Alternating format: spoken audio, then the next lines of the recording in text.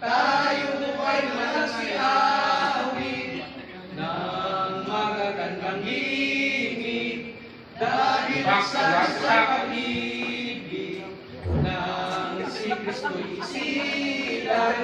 May tatlong hari nagsidalang at ang bawat isa ay nagsipaghandog ng tanging alay.